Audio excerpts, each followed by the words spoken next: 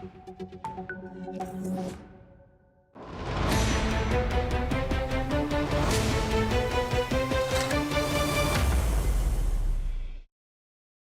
my name is Megha Sharma. You're watching NewsX. I'm currently at the residence of the Argentinian ambassador to India, His Excellency Mariano Caucino. Thank you very much for hosting me at your beautiful residence. Thank you very much.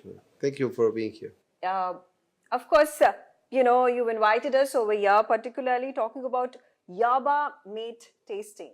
And also, this coincides with the Minister of Agriculture of one of the provinces from Argentina who's visiting India. Could you tell us about the importance? What is the significance of this ritual? We are promoting, we'll call it yerba mate.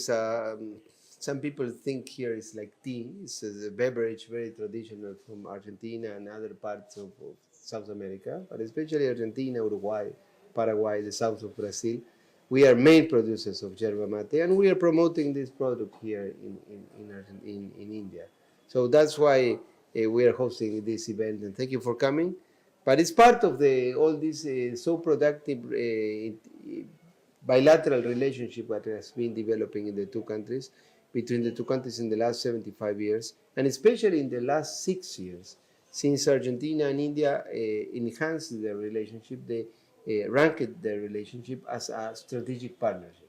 And the economic ties since that moment, they have increasing so much, to the point that today India is our 6th largest partner in the world. Absolutely. And there have been huge strides that are taking place, particularly what has happened in the world in terms of geopolitics and trade in the last few months. Talking about, there was a seminar that you were participating in. You spoke about how India is looking to expand its reach to import critical minerals, and that's the important role that Argentina plays in providing those lithium reserves. You could talk about that. Yes. I was talking there, I think you mean a seminar hosted by ORF. Yes. That I spoke with my colleague and friend from Chile, the ambassador of Juan Angulo. We were talking there because, Argentina's economy and Indian economy are very complementary.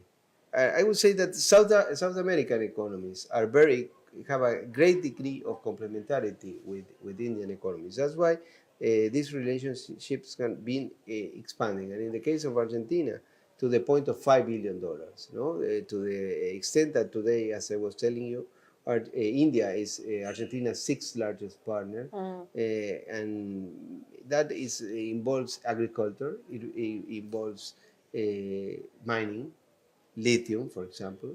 There are investments of Indian companies in the north of Argentina, where we have a huge reserve of lithium, but could be expanded in a way that Argentina can be not only a provider of food security as it is today, but an energy security provider to India. So that's what we have been working here since I arrived less than 1.5 years ago. And that's what we were talking there in that seminar. Yeah. Talking about, the potential of building a possible defense deal between Argentina and India, if you could shed more light, and how can both countries cooperate in this arena? Well, in defense, there is a cooperation. For example, there have been exercises, military exercises between the two countries. There was a very nice experience some months ago in summer when a group of Argentine soldiers climbed to the Himalayas. They reached one of the peaks to 7,000, a little more than 7,000 meters, which was a very big achievement for them. And this was a matter of big proud for us, of pride. And they were even received by the president of Argentina, President Milei, when they came back to Argentina. And other exercises, continuously there are here visits of high officials of the Army or the Navy or Air Forces of Argentina, and we are working good. Other things are, some defense contracts are always proposals, but it's something that I am not able maybe to talk so often. There are conversations, of course, everybody knows about those possibilities, but this is something that is not something that we manage, but it's also something that it requires a little reserve. Why do you think there has been stagnation, if I may say, with regards to the trade relations that can be further explored to their full potential between India and Mercosur, which Argentina is also a part of? Yes. And we see in the recent few weeks and months, there has been quite the momentum that is growing in expanding that relationship. Argentina, Brazil, Paraguay, and Uruguay, we are the 4 founding members of Mercosur. Mercosur has a preferential trade agreement with India that was signed in 2004, but it's limited to a number of products. And there is a consensus among our countries and India side that agreement has to be expanded. So that's something that we have been talking. Currently, the presidency of Mercosur, of the bloc, is under Brazil. There was the recent visit of the vice president of Brazil, Geraldo Alckmin, here.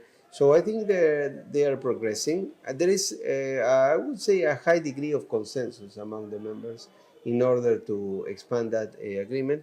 And I'm, let's say, prudently or relatively optimistic on this, that we should be able to work together. It demands that the Indian side is working, want to do this in order maybe to get a free trade agreement that will be very good for the 2 parts, for India and for Argentina, for Brazil, for Paraguay and Uruguay. We hope that can be done. But you know that those things take time, no? And here everything takes a little time, everywhere, also in my country. Okay.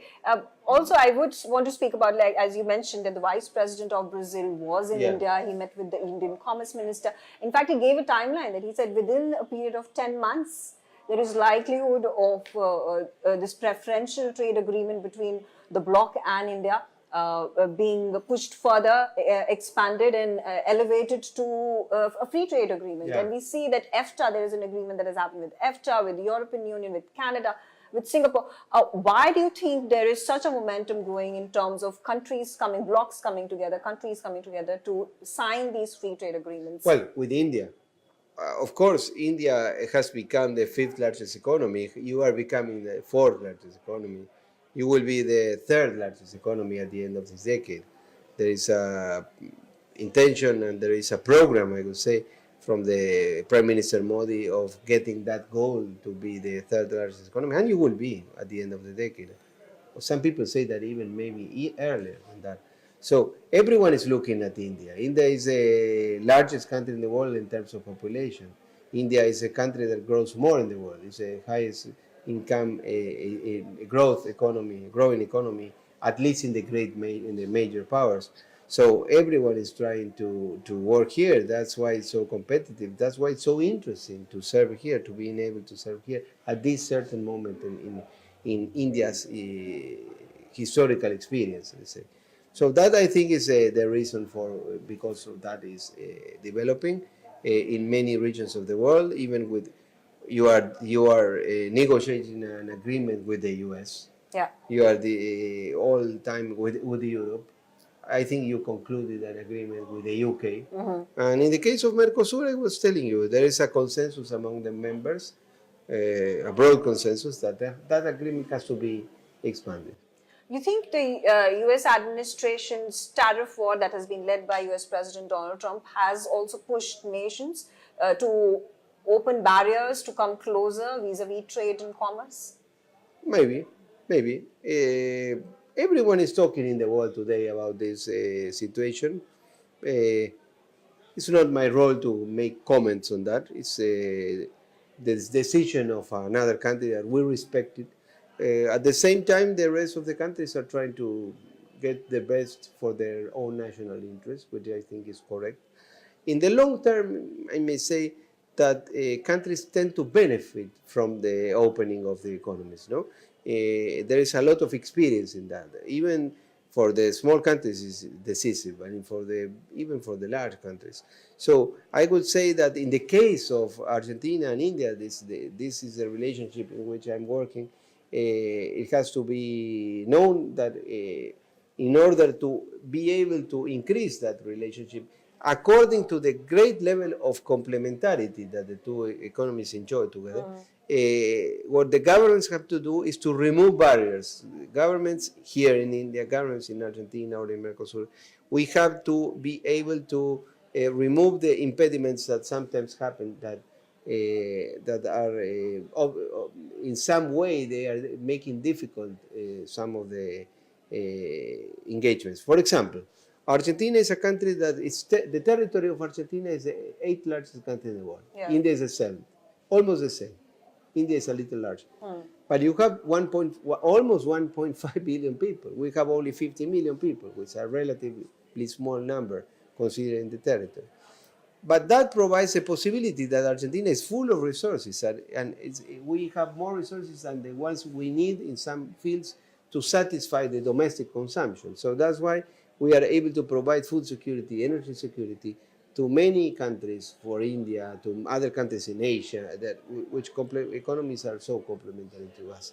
So that's something that, for example, if India allows us to sell even more products, agricultural products, what we are working in trying to get more markets, we could provide. And that would be good for you. That would be good for the Indian people, for the Indian domestic consumption, for the Indian families, because you will be able to get more products at much cheaper price and more quality. You can compare, you have more opportunities to buy more things.